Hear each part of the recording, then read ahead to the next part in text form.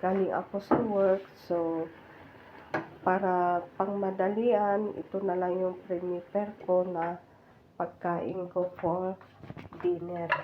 So, porque nga gabi na ako dumating. So, wala na akong time na mag-prepare ng pagkain. So, ito na lang po yung hinanda ko para pang dinner ko ngayong gabi. Dito sa Spain, kahit na mainit pa rin yung panahon,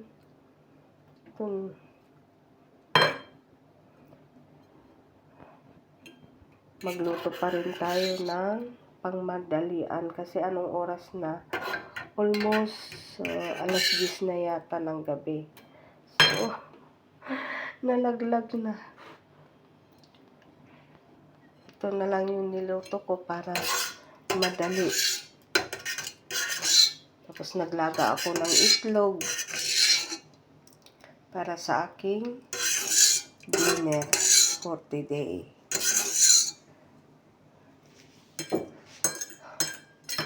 Tapos lalagyan ko na lang siya ng ganito, crab meat. Ito yung tinatawag na crab meat. Crab meat, yun na lang. Yan na lang ang magiging dinner ko sa gawin ito. Ang hirap talaga ng buhay ng OFW. So, naglaga rin ako ng itlog.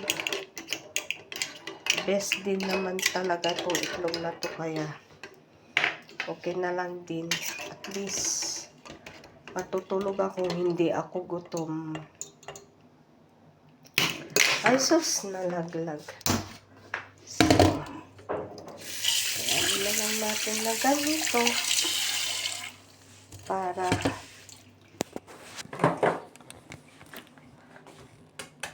hirap din. Mainit talaga, mainit. Masyadong mainit.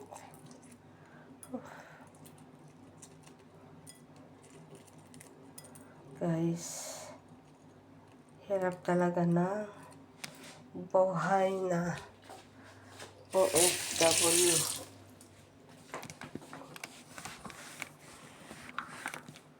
So, ganito. Masyadong ano yung kamay ko. Mainit. Masyadong mainit. Grabe ang init.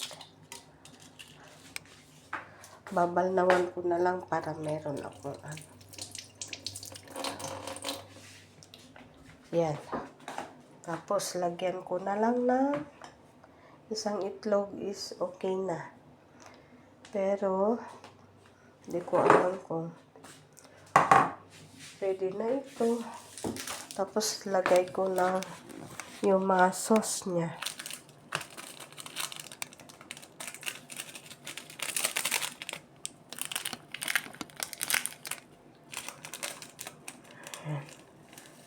Pwede na yun. Pwede na pangkain, kain. Pero manghang yata ito. Lagyan ko lang ng konti kasi hindi naman maganda na lagyan mo ng lagyan mo ng marami. Kasi hindi maganda pag maraming sauce ang ilalagay.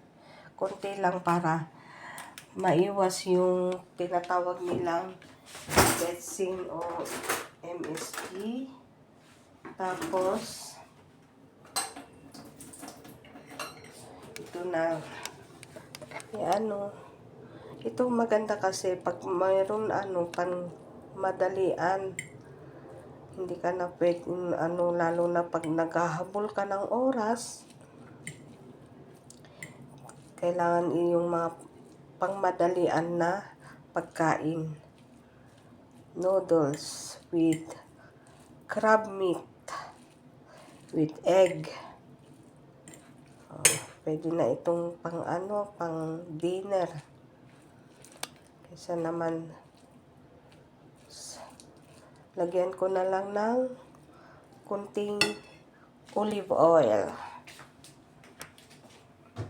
Yan naman dito mga olive oil. Guys.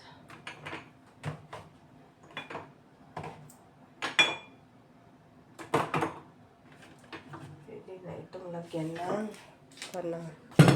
olive oil. Pwede na siyang kainin. Kunti lang yung nilagay kong kasi masama sa katawan yung masyadong maraming sauce. Buhay nga naman ng OFW. Kailangan natin ilagay. Tapos ihalo-halo. Ayun, pwede nang kumain. Simple lang yung ginawa ko ngayon na dinner ko. So, ayan, pwede na siya. Pwede nang kumain. Crab meat. Eggs. At saka kunting sauce. Ayan. Kaya, pwede nang kumain guys. Ganyan talaga ang buhay ng OFW. Paghahanda, kailangan titingin kasi anong oras na dito, oras ng pagtulog. Tapos maaga na naman papasok bukas. So, kailangan talagang magiging buhay nga naman na ready to eat. Okay na. So, kukuha pa ako ng tubig.